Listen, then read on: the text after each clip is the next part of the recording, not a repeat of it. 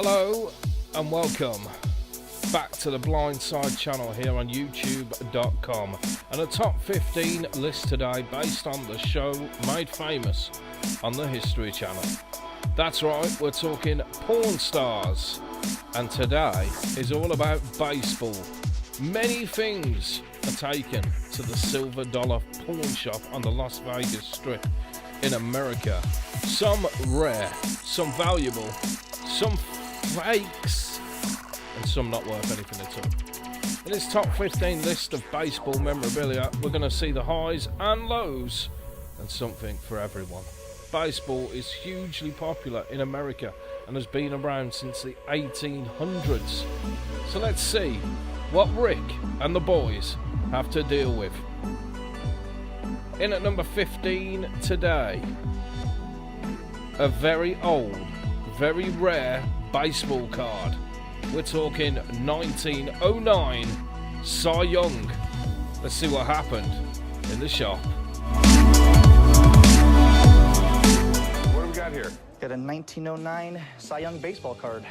That's cool. If I was a pitcher, I definitely would want the Cy Young Award. I don't think you'll ever get one. You never know. I came to the pawn shop today to try to sell my 1909 Cy Young baseball card. I like to sell my card today because I have a 2.5-year-old daughter and a brand new 3-month-old daughter, and diapers and formula just aren't cheap these days. I'm looking to get about $1,000 today, but to tell you the truth, I'll take whatever I can get. All right, yeah, Cy Young is the man. Won over 500 games. I know he pitched a perfect game, had a few no-hitters. Yeah. That's why there's the Cy Young Award, because of Cy Young. So you got this from your grandfather? My father inherited it from his great-grandfather. That's cool, because I either trashed all my baseball cards or my mom threw them all out. Right. Every single one of them, yeah. No one really believed baseball cards are going to be worth money one day, especially in, what year did you say this was? 1909. The first baseball cards came out in the 1800s, but the early ones didn't come in a pack with gum, like when I was a kid. They were used to help sell products. Some of them came free in packs of tobacco.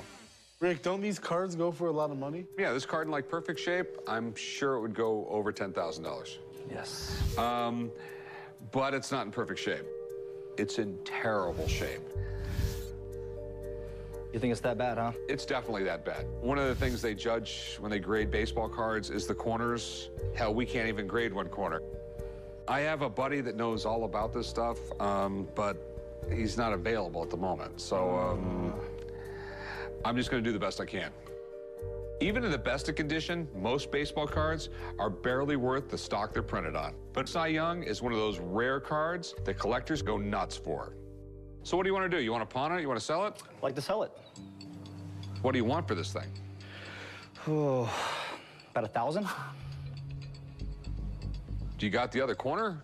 I wish I did. I'll tell you what, I'll give you 200 bucks. Oof. I was 102 years old, though. Yeah? I can't do 200. You gotta do better than that. 250? The condition's so bad, it's tough to even grade. It's been in the family for so long, I just feel you gotta do a little better than that, man. I'm sorry. I'll give you 300, and I think that's a lot of money for this card. 300 bucks is the most I want to be on it.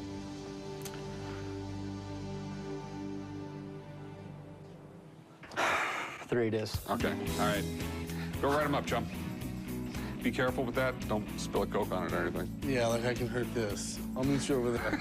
To me, 300 bucks is definitely low, but in this economy these days, I'll take it. Hey, Jeremy, how's it going? Good, Rick. What's going on, man? I got something I want you to look at. All right. Cy Young Cool. card. Cy Young, no kidding. Where's the rest of it? I don't know. We're still looking for it. The guys usually call me down to the pawn shop whenever they have a piece of sports memorabilia that they need some more information on. It's a little rough shape, but it's definitely a cool card. I mean, this is Cy Young, one of the most well-respected pitchers of all time. He played from about 1890 to 1911, set records that are absolutely never have a chance of being broken. Most impressive, 511 wins. He also has a record for most complete games. How many games did he play?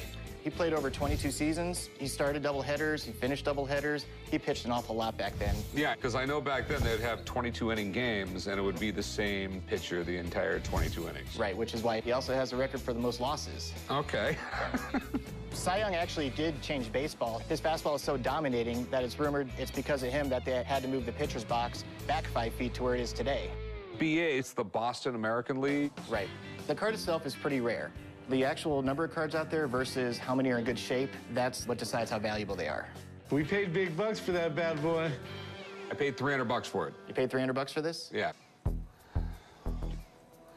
I've seen these cards in better shape sell for over $10,000. Unfortunately, what we have here is missing a corner. Give me some good news. I don't know if I can give you good news about that. As is, you're looking at around $250 tops. Okay. These old cards can be tricky sometimes with condition. He just needs to make sure he gets a hold of me before he makes his next purchase like this. Every purchase we make is a gamble, so you have to take that into account when you buy something. You gotta get it for the right price. Sometimes it just doesn't work out. I'm just glad my dad's not around to give me a hard time about this. Wow, this thing is nice. This is a casting out. This is like... But it just goes to show, condition is everything. You win some, you lose some. Hey, Rick? At number 14, let's see how he gets on with this baseball card. From the legend, Babe Ruth. We're going back to 1915 with this one. Let's see what they have to say. I have a Babe Ruth baseball card. Did you say Babe Ruth candy bar? Really? I was hungry. I came down to the pawn shop today to try to sell my Babe Ruth baseball card. When I found this card, holy moly, I almost crapped my britches. I like to sell it because I would like a new car. Asking $65,000 a day, but the lower I would go, probably about $45,000. Where did you get this? I found it in our shed in our backyard. You just found it in a shed? It was in a lockbox. It was my grandfather's. All right, you know, this is Babe Ruth when he was still with the Red Sox. Some people consider the best baseball player ever. I mean, if he wasn't a pitcher at the beginning of his career, he would have probably hit over 1,000 home runs. Wow. No one knew him as a pitcher. Yeah, most people don't realize he started off as a pitcher.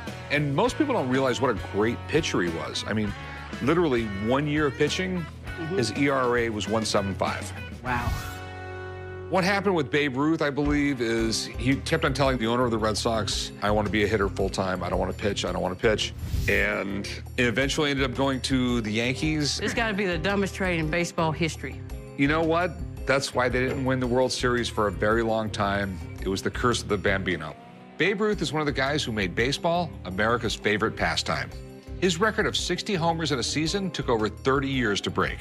And his lifetime home run record took even longer. Baseball cards like this were generally sold in cigarette packs. Back in the day, major stars used to endorse cigarettes. Nowadays, they don't do that. Now, this one, I find it a little weird that it's got a newspaper advertisement on the back of it. Do you have an idea what you wanted for it? $65,000. $65,000. This is the big thing with a Babe Ruth baseball card. Right. They've been faking these things since the 40s and the 50s. They've always been worth money, so they've always been faked. So I'm not going to say it's real until I have someone else look at it. That sounds awesome to me. If it's real, you hit a jackpot. It's extremely rare for authentic Babe Ruth memorabilia to walk into the store. This could be an absolute jackpot, but 65 grand is way too much to risk without getting it checked out first. What's going on, Rick? Chum. How you doing? Doing good, man. What do we have? The Great Bambino? We got an old Babe Ruth card, man. You gotta be kidding. This is just awesome. I own Ultimate Sports Cards and memorabilia here in Las Vegas. The guys call me down to the shop anytime a card comes in the shop that they need some help with. In baseball, there's no name bigger than Babe Ruth. By the time he was 19, he signed a minor league contract. The problem was, since he wasn't 21, the owner of the minor league organization had to take custody of him so he could sign the contract. Then his teammates kind of teased him, saying, hey, that's Jack's newest babe, and that's how the name Babe Ruth came to be. That's cool. Then after that, that's when the dumbest move in sports history happened, when he got sold to the Yankees. It's been over 90 years, and I'm telling you, Red Sox fans are still pissed off that the best player in the sport was dealt to finance a Broadway play to a rival, especially. To finance a Broadway play? Yeah, the owner of the Red Sox had, I guess, another interest aside from the sport, and it's known as the dumbest move ever to happen in sports. But Babe Ruth items, especially from his playing days, these are pretty much one of the only guarantees in sports memorabilia that always go up. Babe Ruth items, they appeal to any collector. His name is just so important with sports in general, it's an absolute must-have for any sports fan. What you have here is one of Ruth's earliest cards, and it's the very first ever feature him in his Major League uniform. This is a top 5 must-have for any serious collector. What this is, the Sporting News, they basically had 2 200-card sets that were distributed in their publications every week. On this one, we have the Tribune advertisement, which of the 2 Babe Ruths, this one's the more preferred one. Last time I checked, there might have been maybe 40 or 50 of these known to exist. The highest graded example of this I saw sell for over $200,000 not too long ago. So is it real? We're gonna find out right now, man. All right. Let's start with condition. It's not mint, but it's not bad. The corners and the edges are actually quite nice, and what's amazing about it, the centering is almost dead on. What we're looking for is we need to analyze the paper stock and just overall feel and texture. Now, as far as value on this, nothing. What we have here is not a real card. The whole texture's off, the coating on the surface, and especially the printing. Even though the technology was pretty weak back then, it was a lot more clear than what it appears on the Babe Ruth card here. So this is without a doubt a reprint. Yeah, fortunately you don't have a winning lottery ticket here, man. It is what it is. Yeah, sorry, man. Hey, well, thanks, man. Hey, you got it, Rick. Later, chum. See you later, man. These days, fake cards are actually... Well, there you go. Another lost item that could have been so valuable. Unlucky there, Ricky. At number 13, I want to take you back to 1929. Something a little bit different here. A World Series press pin. Let's see if number 13 is lucky for the boys. I have a 1929 Cubs World Series press pin. The Cubbies. I think it's the only team ever to go over 100 years without winning a World Series. I guess people just feel sorry for the Cubs. I've come to the pawn shop today to sell my 1929 Chicago Cubs World Series press pin. I could use the money. I'd like to get at least $1,000 for it. The least amount of money I probably will take is about $800. Where in the world did you get this? My mom passed a few years ago, and we found out in her jewelry box. You needed one of these things to get in the press box for the World Series. They gave these out instead of credentials. And the reason they probably did that, a lot harder to fake. Sure. You put it right through your lapel on your jacket. That's when everyone wore a jacket. Being a sports reporter in the 1920s was a pretty cool job to have. Baseball was more popular than ever, thanks to guys like Babe Ruth and Ty Cobb. So having a pen like this would make you a big deal. The amazing thing is it's in really good condition. There's not one chip in the enamel that I can see. It's a good thing it's from the Cubs, too, because if you get something from the Yankees, they're always going to the World Series. It's not quite as big a deal. It really does mark the end of an era. We're talking October 1929. That was the height of the roaring 20s. Literally a few weeks after this pen was given out, the stock market crashes. The whole world went crashing down. Since this is from what a lot of historians consider the golden age of baseball, and it's in great shape, I can definitely see some real value in it. Now tell me, what do you want to do with this? I'd like to sell it. How much you want for it? Like $1,000 for it. It's a seldom seen piece. I know it's a seldom seen piece, and it's going to be a quick seller. And quite frankly, it's actually a little cheap. Okay. $1,000. Okay. I was thinking like $1,200. I always want to maximize my profit on anything I buy, but I also believe it's really important to be fair. So when I see a customer with a rare, expensive item and making a big mistake, I flag it when I can. Getting $1,000 for it's just a little too cheap. Well, I appreciate that, and I'll take 12. Okay. That's absolutely no problem. I appreciate your honesty. That's not how you negotiate. Just go take the item, go write them up. Well, and he offered me $1,200. Wow, Rick showing what a fair guy he is there. And a press pin for $1,200. Good luck with that one, matey. At number 12, we're going to jump in time forward to 1995, the World Series, and this Atlanta Braves World Series ring. How's this one going to go down? The Atlanta Braves 1995 World Series ring. Oh, that's a pretty cool year, man. Team of the 90s. Got there 7 times and then finally won World Series in 95. They're like the Buffalo Bills of the 90s, man. They just couldn't pull it off. I came to the pawn shop today to try to sell my 1995 Atlanta Braves World Series ring. I'd like to sell it because my wife and I were moving to Vietnam, hoping to get $13,000 inside. So where'd you get it? Yeah, I got it from a buddy of mine who needed the money, and I thought it'd be a good investment. Atlanta Braves, 1995 World Champions. Was Turner the staff member? He was the owner. Yeah, Ted Turner. This belonged to Ted, and he issued it or gave it away? Could make it worth more. They had some pretty good people on the team back then, didn't they? Dave Justice, Greg Maddux, Chipper Jones. Greg Maddux won the Cy Young. It's a really good franchise. They just couldn't get it done all them other years. You think they were the team of the 90s? Sure, they were good, but no one really liked them. The first championship rings were given to the Giants in 1922 when they beat the Yankees. The design was pretty basic and only featured one diamond. But by the 1970s, championship rings got flashier with lots and lots of diamonds. So it's no big surprise that these things can go for a lot of money. You know, there's a pretty big difference when it comes from staff to player rings. I mean, everybody wants a player's ring because it was by a guy who actually won the World Series. So what do you want to do with it, my man? Yeah, I want to sell it. Yeah, I'd like to get $13,000 for it. 13,000, huh? Championship rings are one of my dad's favorite things to buy. We make really good money when we sell them to sports collectors, but every ring is different, so getting the price right can be tricky. You mind if I have a buddy come down and take a look at it? How come? I'd like to get the money and get out of here. You know, right now, if you have to hold me to an offer, I'm gonna offer you $4,000 because it's a staff ring. My guy might come in and tell you it's worth a little bit more. All right, that's fair. Okay. All right, let me give him a call and I'll be right back. All right. The guys call me down to the shop whenever they have some sports memorabilia that they need some more information about.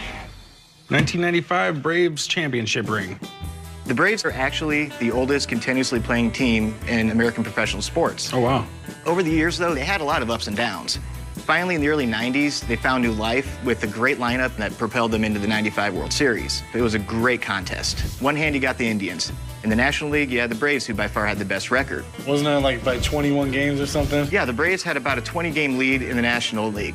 The Indians had maybe like 30-game lead in the American League. Braves finally won in Game 6, brought home their third title, and actually gave the city of Atlanta their first major sports championship, too. I've seen World Series rings sell for tens of thousands of dollars, so I'm really excited to see what this ring might bring. What concerns did you have with the ring? It's a staff ring. Okay. I know there's a huge difference in price between a staff ring and a player's ring. Right. I think it might be Ted Turner's ring, which is kind of crazy. I mean, what do you think it might be worth? Let's take a look at the ring here. We have a large diamond set on top of a blue stone, and we're going to have 18 smaller diamonds surrounding it. The company Jostens, they made the rings for the 95 championship Braves. So on the inside, we should see the Jostens logo. What do you see? Unfortunately, this isn't even a staff ring. This is what they call a salesman sample. They're provided to the team beforehand so they can get a look at the ring, see if they like it, approve it, and they make them from there. We know this based on two main reasons. Number one, the inside of the band does not have the Jostens logo. And also, it's issued to Turner, which is Ted Turner, the owner of the team. Ted Turner's not a guy that needs to hawk his ring or sell it to come up with a few quick bucks. So there's no doubt that this is what we would call a salesman sample. Okay. They still do have value. People just want to own a piece of the 95 Braves. With the original box and everything, you're looking at around $2,000. All right. I was really disappointed. They bring some bozo off the street. I don't know where he came from. All of a sudden, he comes through the door and he's Mr. Expert on baseball. So I don't know. I was really disappointed. Well, if you heard what my guy has to say, thinks it's a salesman sample, I would offer you around $800 for it. Oh, that's okay. And I'll just take it home. All right, my man, I appreciate it. Well, it just goes to show, sometimes the sellers not only are too greedy, but think they know better. In that instance, the seller disagreed with the expert, could have taken the $4,000, which would have left the porn stars looking for a way out. Would have taken approximately a £2,000 loss on that one. So I guess Rick got a bit lucky. In at number 11, we're going to talk about a modern item, taking you just to a couple of years ago, 2016, and a World Series base. How's this one gonna go? Did you order pizza? No. What do we got? Is that a pizza box or a base? I came into the pawn shop today to sell my 2016 Chicago Cubs base. This is the granddaddy of baseball memorabilia. I'm looking to sell the base because I'm not a big Cubs fan, and I think that there's Cubs fans out there that would really appreciate this probably a little bit more than I do. I mean, it's pretty cool, dude. So this was from the World Series when the Cubs finally won a World Series. Correct. This is actually the first base from the 7th through 9th innings of Game 2, which marks the first time that the Cubs won a World Series game since 1945. And that's why they're known as the lovable losers. I guess not anymore, but... Well, I mean, it'll probably be 100 years before they win another World Series at least. So where'd you get it? Actually, you can get them from Major League Baseball. They sell the game-used memorabilia after the fact. And I bought a huge collection of World Series bases months back, and this is probably one of my best ones that I own right now. Okay. How much you want for it?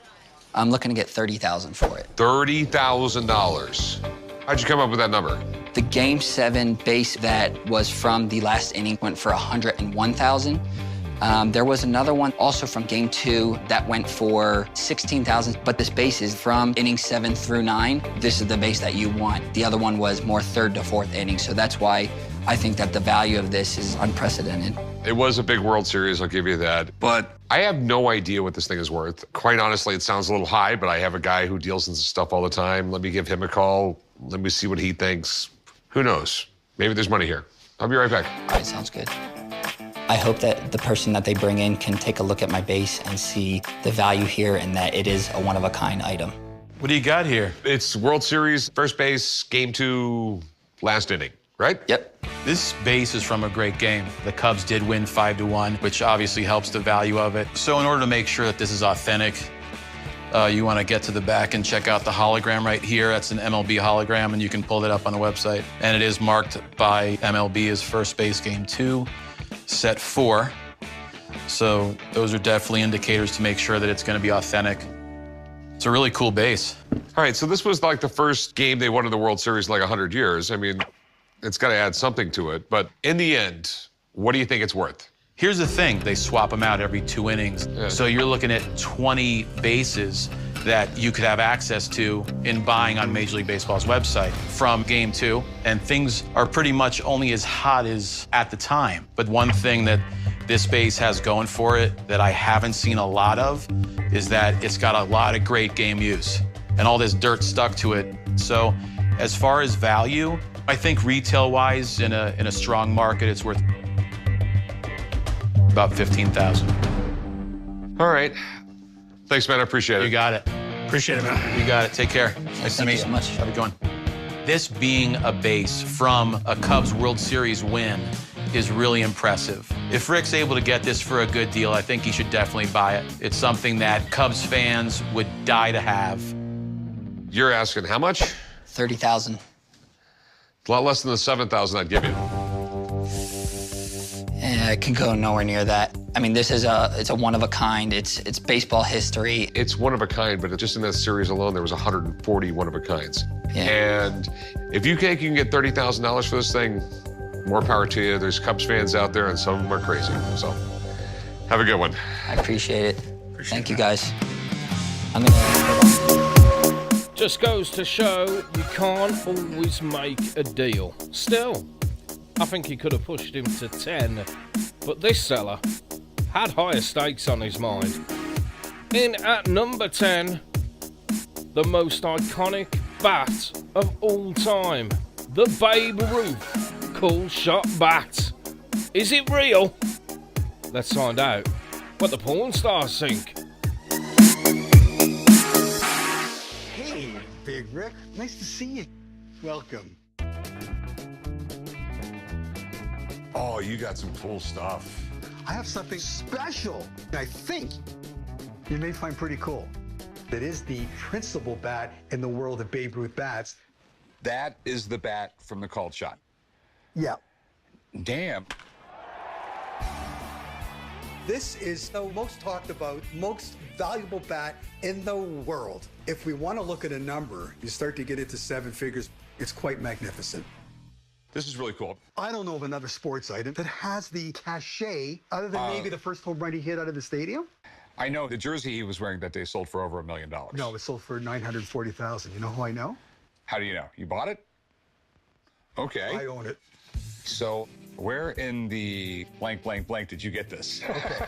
My father was a big shot in the entertainment business and had theaters all over. And he was friendly with the Nederlanders who had theaters. We had theaters, they had theaters. And he knew that my dad was a serious collector and a big, big Yankee fan. And he got this bat for my father and the Hall of Fame.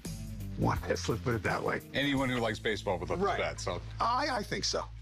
You want to buy it, right? Would you put a number on it? Okay. One of the most valuable bats in history was opening day Yankee Stadium. Babe Ruth hit a home run, and that went for about $1.4 million US. If we take that figure and then we apply the reality of what this piece represents, I would put this at a value of $2 million because it should be the most expensive Babe Ruth bat. Oh, it would be, yes. If this is the actual bat, this would be the most expensive Babe Ruth bat there is, period.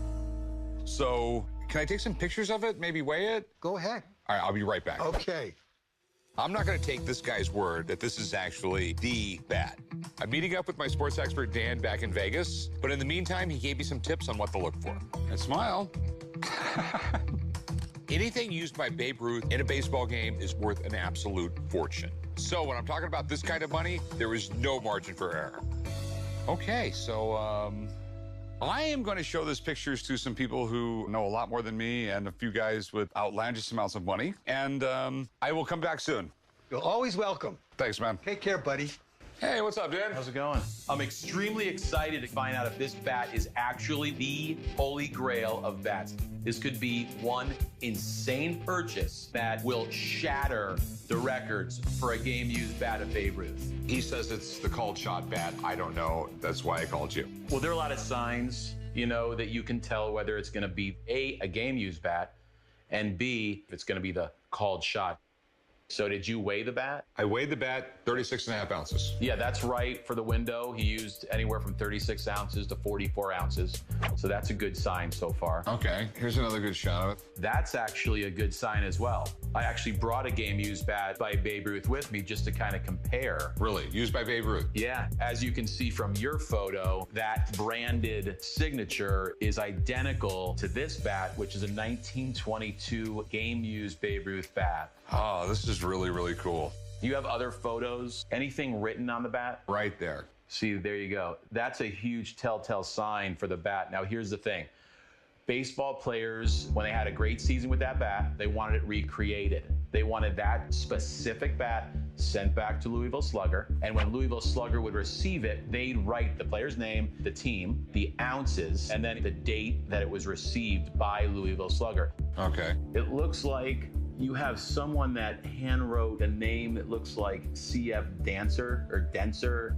Babe Ruth's name would be on that, not someone else's name. Strike one.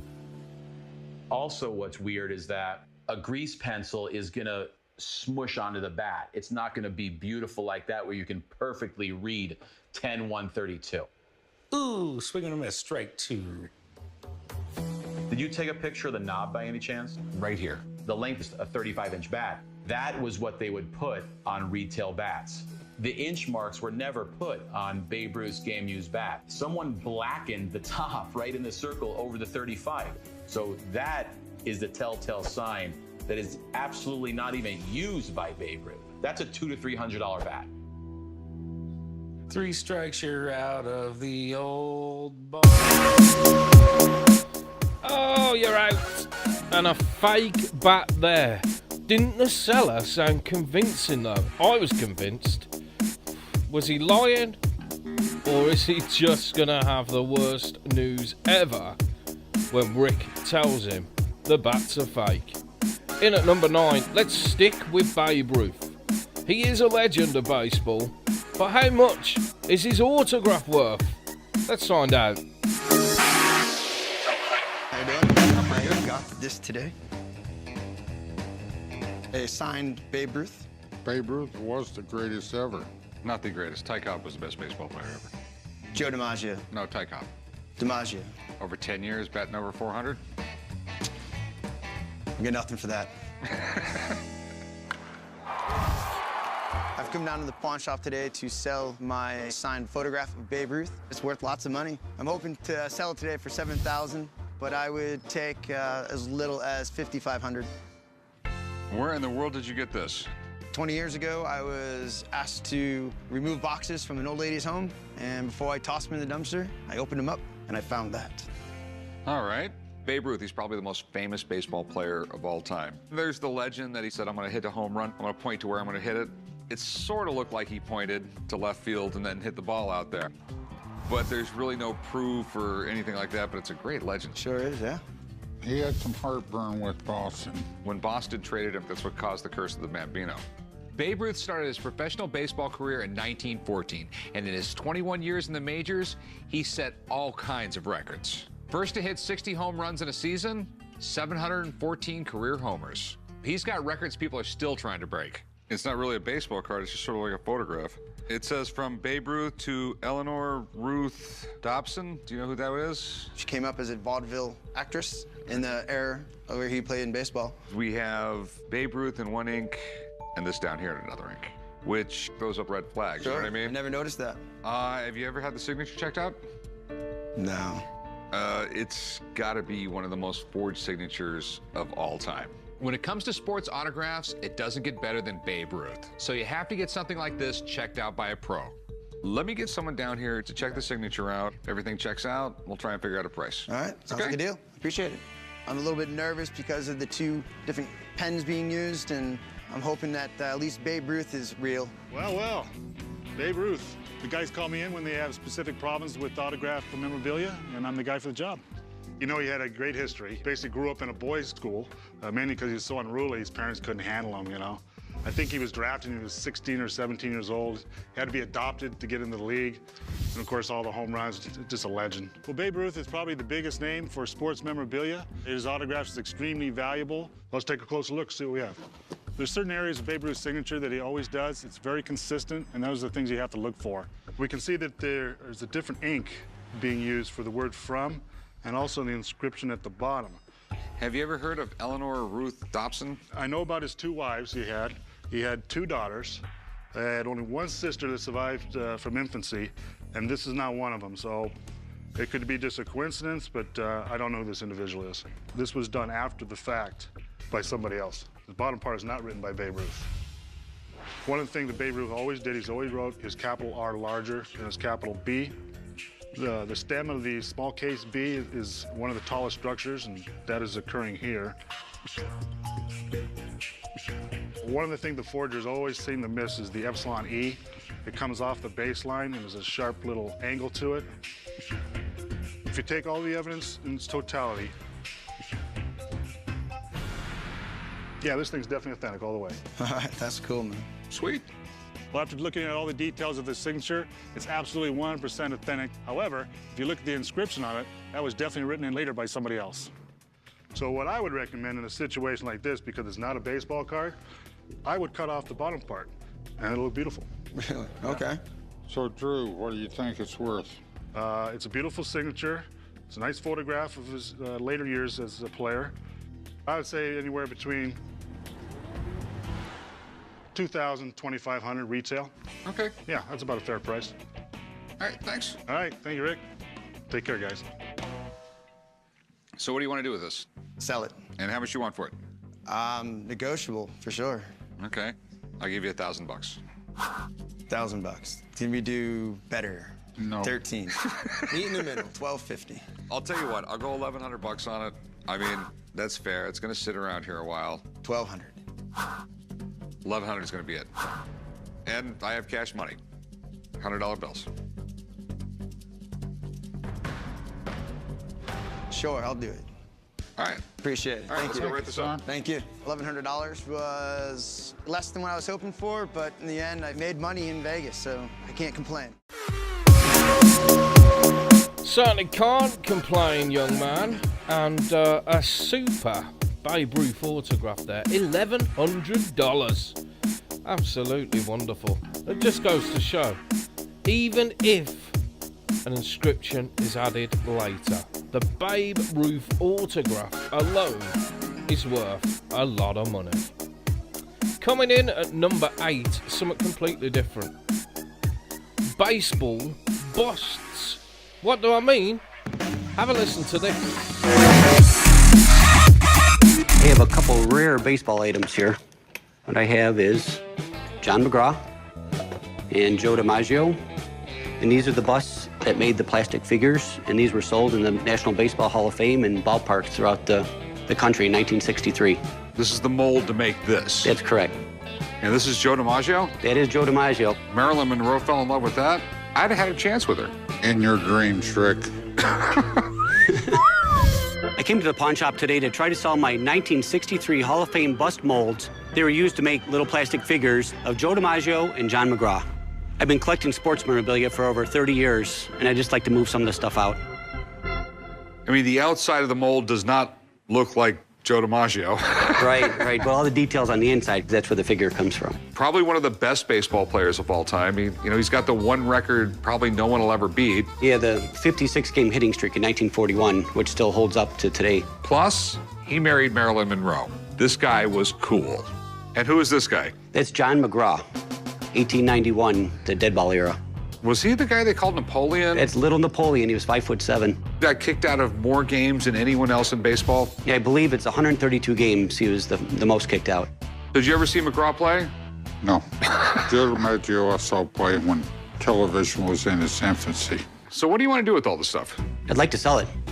I won $2,200 for both molds, and I'll throw in the Joe DiMaggio bust. What we have here is not the baseball collectible, it's the thing to make the baseball collectible. Right. I mean, there's something here, I just don't know what it is. Let me call a buddy of mine, let me have him come down here and see what he thinks they're worth. Okay?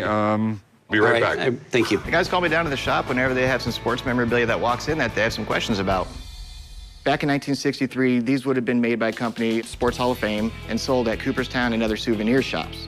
What we have here, we have two great Hall of Famers. We have Joe DiMaggio, who's a Yankee legend, and then a lesser-known but very well-respected Hall of Famer in John McGraw. Most of his fame came from the days he was a manager of the New York Giants. He strung together something like over 2,700 wins, which ranks all-time second behind only Connie Mack. It's because of great Hall of Famers like this that items like this even exist. The molds from this era are very rare to find. They seldomly come up for sale, but every once in a while you do see one pop up. Now, the main thing we want to see here is a mirror image of the stamping of the player name and the company manufacturer. On the finished product, it would appear right side up. And I can see on the inside, we have the information, Sports Hall of Fame, and Joe DiMaggio, which is exactly similar to the finished product, how it appears on the plastic. We also have John McGraw, same exact thing. And looking at these, I mean, everything seems to check out, but there's this one thing that's kind of bothering me about them. Okay. Do you guys have a ruler? Yeah. All right, so what we want to do is just basically measure from the base of the bust to the top. A lot of the fakes I've seen before, they're actually smaller in size, and they have a lot less details in them. Okay. All right, so taking into consideration all the details, especially the height of them, these are absolutely good. That's great to hear. It's a relief. The original busts are 6 inches tall. The base is about 2 inches, and the actual bust itself is about 4 inches. These are good. So what are they worth? Being one of a kind, it's a little difficult to pinpoint, but John McGraw, you're looking at maybe around $500, $800. Joe DiMaggio, one of the most famous baseball players of all time, $1,500 to $2,000. Okay. Is the bust worth anything? Yeah, around $50. Okay. Well, thanks, man. Being that these are one of a kinds, they appeal to a lot of people, but at the end of the day, there's a very small market for something this rare and unique. So how much do you want for them? After hearing the expert, $2,200. No. I'd give you like $1,100 for the pair. $2,000 would be the lowest I'd go. Well, then you're going to take them home. You know, and this happens all the time. People come in and they literally want what I can get out of it. I mean, if I do that, I'm not going to be in business long. Right, I understand that. Yeah, $1,200 would be top, Shrek. It's one of those weird, odd things. I think I can get money out of it, but it's going to sit up for a long time. 1,500. Yeah, I'll meet you in the middle at 13. That's the most I can go. It's just, I believe they're going to be a hard sell. They're going to sit for a long time. I understand that, and I'll take 1,300. Okay, I'll meet you right up front, and we'll do the paperwork. There you go, $1,300 for a couple of baseball busts. Who'd have thunk it? At number 7, the porn stars are in baseball heaven.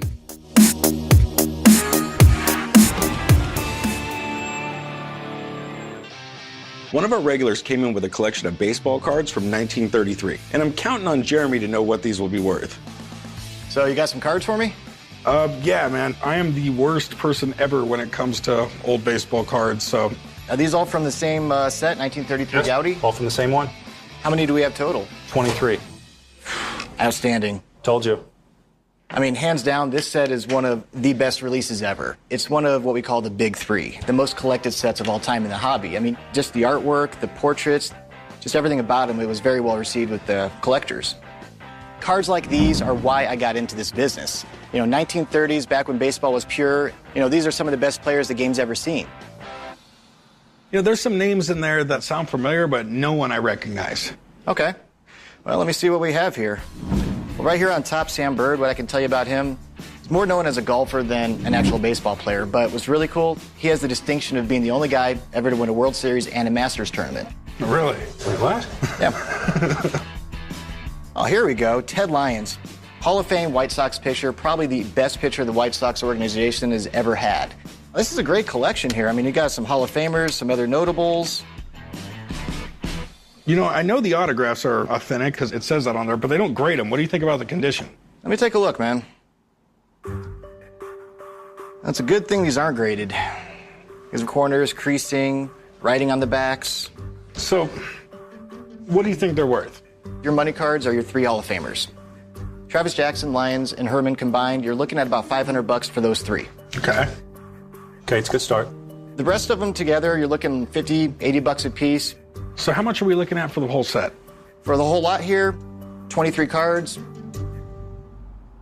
$1,500. There you go, $1,500. And the deal was done. Unbelievable. Wow. It's amazing some of the things that come into the pawn shop, and in this instance, at number 6, we're going back in time with a baseball scorecard from the 1870s. Wow. I have a book that I'd like to sell. It was Harry Wright's baseball scorebook from 1876. Okay. Harry Wright was one of the innovators in baseball, organized, managed, and played center field for Red Sox, pretty much the first professional baseball team. 1876, it was the Red Stockings. Red Stockings, true. I bought this from a book dealer in the mid-1960s. I'm hoping to get $5,000 for it. It would be very cool if it was actually signed by Harry Wright, that he was one of the people that kept scores. That would certainly increase the value. Dad, you've heard of these teams, right? You probably played on one. Watch it. And there's one team called the Clintons at Clinton, and this one is from 1878. Beautiful handwriting. Baseball's evolved over the years. We wouldn't recognize baseball from the 1870s, 1880s. Yeah, the game basically evolved from cricket and eventually just took it over. And the rules changed a lot. It really wasn't until like the late 1890s that they got the rules down that we know today. Baseball in the 19th century had some really weird rules. In some games, the first team to get 21 runs won the game. And sometimes you were walked after 9 balls, not 4. They were really still figuring out the game. I'm intrigued by it. I mean, just the fact that it's so early in baseball. How much do you want for it? Well, I'm thinking in the $5,000 range. You know, there's a possibility there. I know one sold at auction for a little more than $5,000, and it was edition 2. But this is a first edition. Do you mind if I have someone look at it? I need to find out if that $5,000 figure is based on if someone special owned the book or these are just really, really rare. Got it. Harry Wright. Harry Wright. You've got to be kidding, man. This guy is one of baseball's first true pioneers. Not only is he one of the first players on the first ever team, but he was the first manager also. He helped design the baseball uniform, engineer the box scoring system. So hardly anybody else in the history of the game had as much impact as this guy did. If Harry Wright not only owned this book, but actually signed it as well, it would be the earliest example I've ever seen and belongs in the Hall of Fame. Now, at this time, it was the manager of the team's responsibility to keep track of all the scores. You know, every hit, every base runner, every pitch, every out was all kept track in books just like this. Is it a Harry Wright book? Well, we'll know for sure because on all of Harry Wright's books I've seen, he signed it as a scorer. Okay. Yeah, right here on the bottom, there's a section, we have scorer. Now, on this page right here, it's blank, as well as this one. On this one, we do have a scorer, Arlo. It's kind of tough to read, but it's definitely not Harry Wright's signature there. Okay.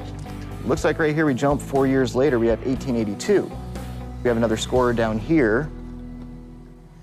Okay. A lot of scorecards are here filled out, which is what collectors do want to see. But nothing signed by Harry Wright.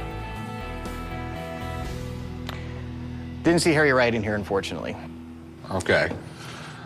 What this is, basically, it was used by a minor league club or an affiliate to keep track of games over the course of maybe 4 seasons. Okay. Does it have a value? Anything old with baseball is always going to have a value, but without the content of Harry Wright's autographs, things such as that, you're looking at maybe $500, $1,000. Okay. I thought it might be worth a little bit more even as a first edition, but... I mean, collectors and historians still would absolutely love a chance to own this. It's just not tied to a professional team or a professional player for that fact. Okay, I understand. All right. Well, thanks a lot, man. You got it, Rick. Crap, I really was hoping that it belonged to Harry Wright, but I think it still has a lot of value. I guess I can forget about buying my fiance a $5,000 piece of jewelry today then. Yeah. I mean, do you still want to sell it once? I still want to sell it. How about 400? How about 8? How about 400? How about 8? Realistically, I could give you $500 for it. It's sort of specialized, you know what I mean? I got to get an uber baseball fan who likes really early stuff to like it, so. Can you do any better than 5? Can you do 6? No, I can do 5. I think $500 is more than a fair price.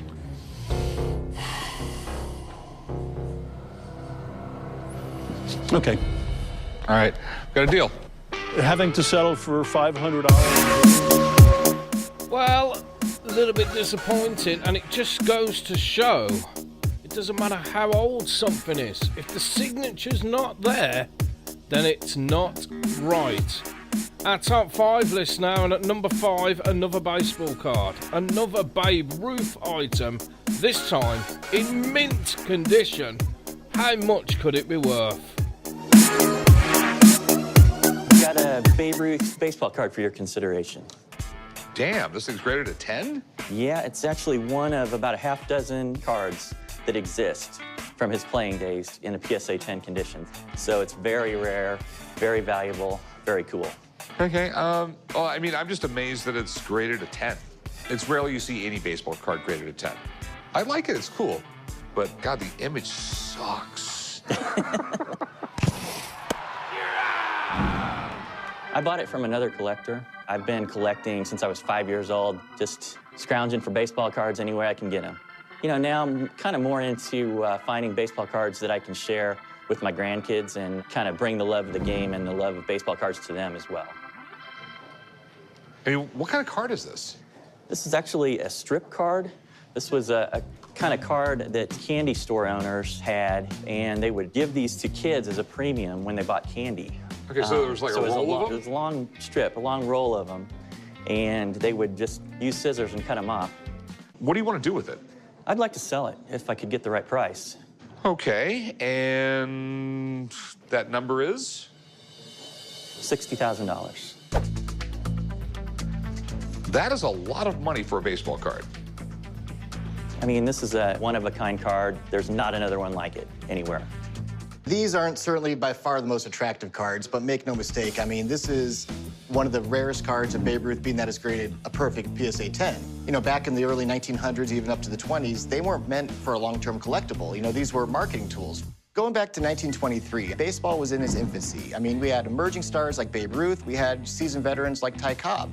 Kids and collectors really didn't have any long-term outlook on how to care for these cards. So the fact that this one's graded a perfect PSA 10, I mean, that's practically unheard of. Okay, so the big thing is, how much is this thing worth? Well, I mean, just to put things into perspective, Babe Ruth, no doubt about it, the most highly touted player in the history of the game. His earliest card from 1914, in terrible condition, albeit much more scarce, sold for almost $500,000. So his cards, it can go for quite a bit of money. Now, these strip cards, this is the only 10 I've ever heard of. As a 7 and an 8, they sell for $1,000 really consistently. As a 10, I would say it'd be worth about $12,000, $15,000. I mean, I know it's not the $60,000 you were hoping for, but the one thing with this series, it just isn't valued the same way as a lot of other cards that were circulated in packs. Okay, thanks, man. You got it, man. So I don't have better news for you, man. All right, well, that's all right. Thanks. I think he's a little low on his estimate. I mean, I kind of doubted that I was going to get the price I wanted for it, but I thought I'd be able to come a little closer than that. No, I mean, I'm thinking I'd give you $8,000 for it. You know, Jeremy does this for a living. The way I look at it, if he says that's what it's worth, that's probably what it's worth. I'm not going to be able to come down that far. I mean, So probably the lowest, my bottom dollar price would be like 40 grand. Obviously, we're not going to have a deal because $8,000's it. Right. Okay. Okay, well, I appreciate you taking a look at it. And come back in if you change your mind. Okay, thanks. Thanks, man. I thought Well, there you go. If the deal's not right, it's not right. $60,000 down to $8,000. Couldn't be done. Deal was never there to be made. Unbelievable. I'll take you back to 1959 now, and the Dodgers. Bit of memorabilia here, more signatures involved. How much are these going to be worth? I got a voucher for the World Series baseball. All right. And you got a certificate of authenticity here? Yes. Let me take a look at it real quick. Official Rawlings National League Baseball signed in ballpoint by 15 members of the Brooklyn Dodgers. Signers are Sandy Koufax, Elmer Vaux. Elmer Vla? I didn't know he played with the Dodgers. I am not going to try to pronounce his last name. And remember, man, this is 1959, a little before my time. So it's... I'm here to sell my 59 World Series signed Dodgers baseball. There's 15 signatures on the ball. I have Sandy Koufax, Don Drysdale, Don Newcomb, all Hall of Famers. So how long have you had it? I'd say about 14, 15 years. Okay. Right off the bat, Sandy Koufax in the sweet spot. That's awesome. Right. The guy was a really good pitcher. I mean, he was the youngest person ever elected into the Hall of Fame. You know, at the time, you know, him being Jewish and everything else, I mean, there's a lot of people that just didn't like him because of it. I mean, I think it was in the 1961 World Series, he refused to pitch on the first game because it fell on Yom Kippur, which really pissed some people off and, you know, got a lot of attention over it. So what are you looking to do with it? Sell it. What are you looking to get? I'd like to get $3,500. Okay, got some questions with the ball. The signatures are in ballpoint pen. It's kind of a big red flag there. Those weren't really around yet. Okay, so we'll sign when maybe they had a get-together years later? Like a reunion or something maybe, or? Now, I did hear they had a couple reunions, so it very well could have been done at a reunion. Okay. I just want to find out more about the ball, so let me have a buddy of mine come down and take a look at it. Okay. What are your concerns? You know, the ballpoint pen always throws me off, Yeah. and when I'm dealing with signatures, I just rather call you. Okay, the first guy I want to look at is Sandy Koufax. I mean, he's the main guy for those Dodger teams. He kind of rolled off his letters, as you could see here. He had a great way of finishing it off with his X that kind of dropped down. The next guy I'd like to look at, and that's the great Don Drysdale. The great thing about Drysdale, I always look for it, pinpoint to one thing, is he dropped his S down in his last name. And I keep looking at that, and I look at those two things. So what do you think? You know, after seeing the players I just pulled up here, there's no question the signatures are authentic. Okay. Great, great. Okay, the next thing I want to do, I start looking at the players, Don Newcomb, Rube Walker, there's Ed Roebuck on the bottom, and Ken Lehman. That's kind of odd. Now, that's one signature I have to pause at. But Ken Lehman was a guy that wasn't part of that 59 team. It's not a 59 World Series ball. If I had to guess, probably like a 57 ball. And unfortunately, they didn't win a World Series. Okay. Value-wise, what are we looking at? I'd put the value of this ball right around $450.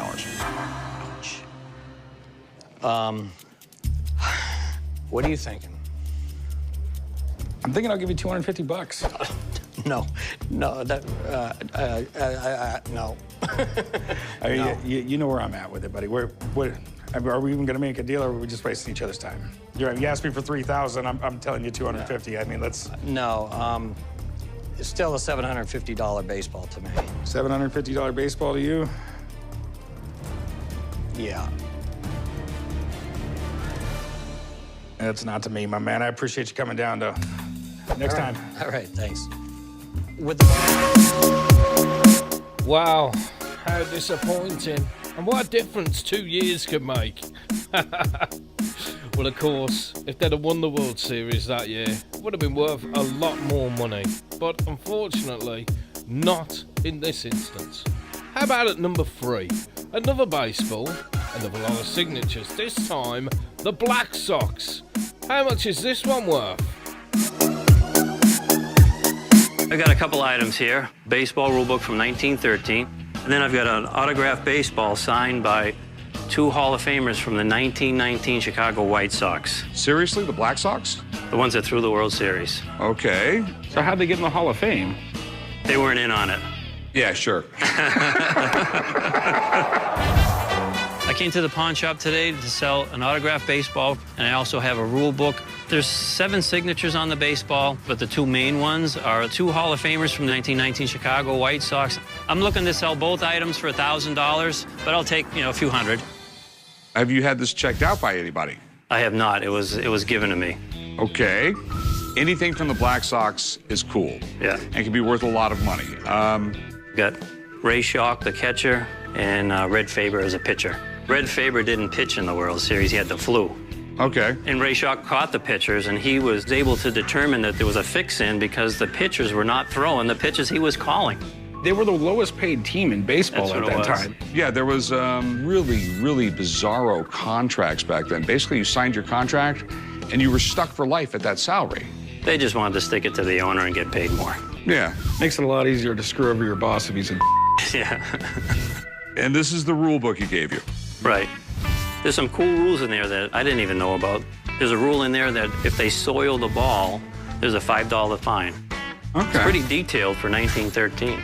All right, this is my big concern. The same guy who gave you that ball gave you a fake rule book from 1913. Fake? How do you know it's fake? First off, the staples are wrong. Modern staples in it. Okay? We have paper with 0 oxidation. After 100 years, there would be browning, there'd be all sorts of things going on with the paper. This paper is brand new. We have this stamp right here. It looks like it was done with a rubber stamp. It's not a rubber stamp, it's printed. This is not one you would have gotten in 1913. This is reprinted from the original. Now, the ball, there's probably 20 fakes for every real one. I mean, it's that common. It's that common? Really? It's that common. My guts tell me that it's real. You mind if I have someone come down to look at it? Not at all. No, I look forward to it. Let me go make a phone call. I'll be right back. You got it. Hey, guys. How you doing? Good to see you. The guys always call me down when they're suspicious about signatures or question documents, and they always want me to take a look at it. There is 2 players from the 1919 White Sox, supposedly guys who didn't cheat. Yeah, what a scandal. Probably the biggest one of baseball all time, right? Yeah. All right, well, let's just concentrate on the 2 main signatures. I'm sure some of the other signatures are probably big leaguers too, but not ones I can recognize. We have in the middle here, appears to be Ray Schalk. Very odd K that he makes. He was considered the greatest catcher of his era. Red Faber right below it. Now, he was one of their best pitchers and future Hall of Famer. Red Faber's signature is kind of like a printing style. It's simplistic. Well, if you take into account all the other evidence I can see, congratulations, you got a good one. Yes. Yes. Good for you. Yeah, I'm completely shocked. I mean, I thought for sure it was going to be fake. Now I just got to figure out what it's worth. These guys are huge names. In fact, because they're tied to the Black Sox scandal, that definitely keeps the value of the ball way up there. The condition of the ball is very good. I would have to put a price on it. Around 2,000. 2,000 resale. Yes! All right, thanks, man. Good to see you again. Like I said, I'm still in shock here. All right. I'm really glad I called in Drew and didn't let this one get away. Hopefully, I can get this at the right price. I'll give you $600. No way. Your expert said 2,000. I know you need to make money. I know that. Okay. So, 1,900. I'm going to price it 2,000, and someone's going to beat me up to 1,400. I'll go like $800 on it. All right. 1,500. I'll go $800. I'm not going to do 800. I'll go 1,400. That's it. I can't go. No. It's a baseball, and the ones I've had here lately, they've been sitting. Will you come up to 1,000? I'll go $900. And remember, the risk is all on me. All right, 900. It's a deal. Right, it's a deal. You want to write them up, son? I really would have loved to. $900. And he was a very, very lucky boy, wasn't he? You could tell how excited he was, and fair play to him, and hopefully Rick wasn't beat up too much on that and he made more than the 1,400 he was expecting. At number 2, a signed photograph from some all-time baseball legends. I've got a triple autograph photo of 3 of the greatest baseball players to play. We got Killebrew, Mays, and Mantle. Mays played for the Giants, Mantle for New York, Killebrew for the Twins. You got all that just by that photo, huh? I came down to the pawn shop today to see if I could sell my Mickey Mantle, Willie Mays, and Herman Killebrew photo, signed by all 3 of them. To get a little extra money to go out tonight and hit the strip, I'm looking to get $500 for my photo. Feel like I'm a pretty good negotiator. I think I can get this done. So where did you get this thing? I'm a collector, and I picked this up from a gentleman who needed some money back in the day. I mean, they're definitely 3 of the greatest players in baseball. This is the picture to have. These are all big guys. Willie Mays started when there was very few black players in the major leagues. Mickey Mantle, I mean, God, he went to 7 World Series. Sure. I mean, at one point, Killebrew was like second to Babe Ruth in career home runs. Baseball has been popular since the 1800s, but it's the star players that made it as popular as it is today. Guys like Willie Mays, Harmon Killebrew, Mickey Mantle, they had a huge impact on the game. Where was the picture taken? To me, it looks like it was from an All-Star game. Yeah, but it definitely wasn't signed at an All-Star game. No, absolutely not. It was TriStar witnessed signed. They won't put their hologram on it if they didn't witness the autograph being signed. Quite frankly, I don't think anyone's gonna fake a Mickey Mantle, a Mays, or a Killebrew. They're not super expensive autographs because the guys had very long baseball careers and very long signing careers. Baseball memorabilia is so popular, if you're a really good player, you could have almost a whole second career signing autographs. During the 1980s, Mickey Mantle could get like $5 an hour signing balls at a convention. So what did you want to do with it? I'd like to sell it. Okay, and how much did you want for it? Well, I'd like to get it $500. I think that's more than fair. You know, I'll give you $200 for it. I mean, it's a tough sell. You're not going to be able to get these guys anywhere. The key is catching them on a 3. How about $375? How about $250? Can you budget to $300? Let's split it. All right, $275. How about $295? $275. All right, you got a deal. All right, so where are we at? $275. Go right about. All right, let's go do some paperwork. $285. $275. Tried to do my best. I got less than I wanted. Got less than he wanted. $275 though for a baseball photograph there. And let's stick with Willie Mays for our number 1. A uniform worn by Willie Mays during a game? Let's find out, shall we? And if it is, how much is this worth? Oh. What do we got? Hey, I got this 61 Willie Mays uniform. I got this jersey with the matching pants underneath. You're bringing me in something here that's amazing. The home runs this guy could have hit in this uniform, the bases he stole, game-winning catches, all kinds of stuff. Which I'm sure he did in this uniform. I came to the pawn shop today to sell my Willie Mays uniform. I'd like to sell it today because I'd like to just cash in on it. I've had it sit in the closet, so it's time for it to go. It's pretty amazing. Where'd you come across this? It's a family heirloom. My uncle acquired it in the late 60s, and when he passed away, my aunt just kept good care of it, and about 2.5 years ago, she was nice enough to give it to me. This is amazing, man. I mean, there's very few guys in the world that can compare to him in that sport. 660 home runs, batting average of .302, definitely in the top 10 of baseball players of all time. If you open up the pants, it gives all of his details. You bring in one of the best baseball players of all time's actual uniform. Correct. Do you have any paperwork or anything with you, or? No, I don't. Okay.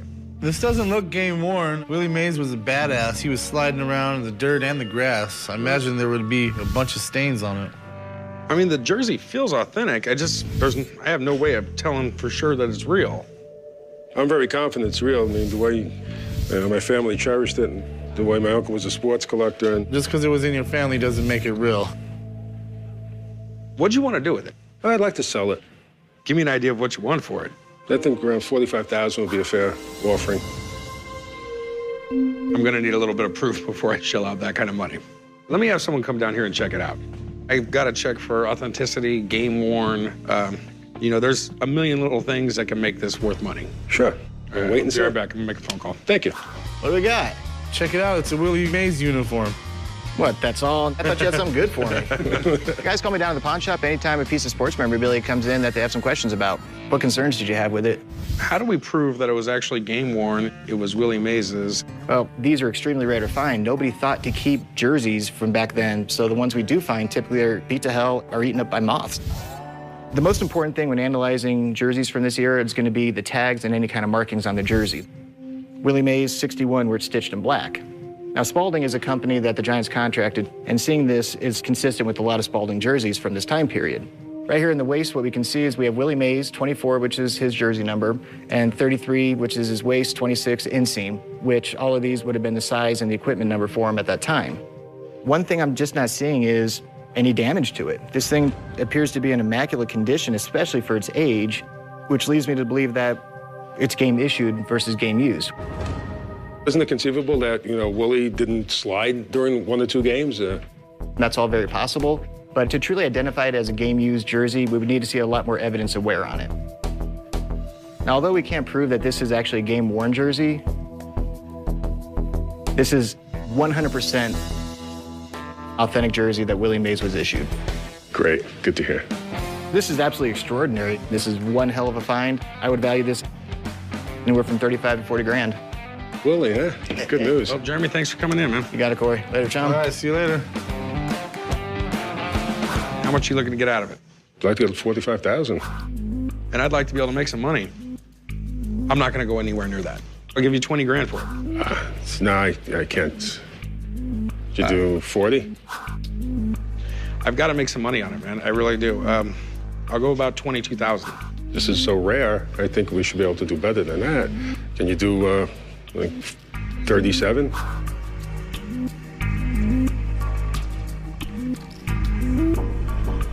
Go 25,000. I'm not going any higher.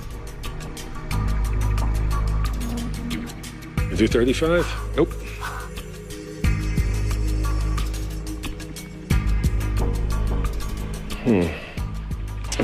I'm sorry, I don't think I'll be able to do that. 30 grand. This is the best I can do.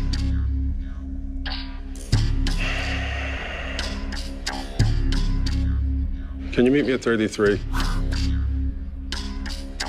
$31,000. Call it a day.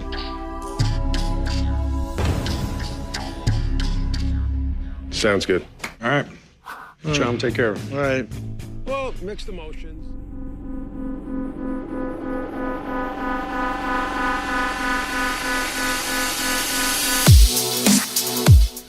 Well, it might not have been game worn, but still 31,000 from Willie Mays uniform, and that rounds up our top 15 list of baseball memorabilia taken to the porn stars. I hope you've enjoyed the video. Please do like it, comment as you see fit. Have you got a top 15 video that you want me to do? Let me know. Do subscribe to the channel, share it around. Let's get the views up. and I'll see you soon on Blindside. Take care.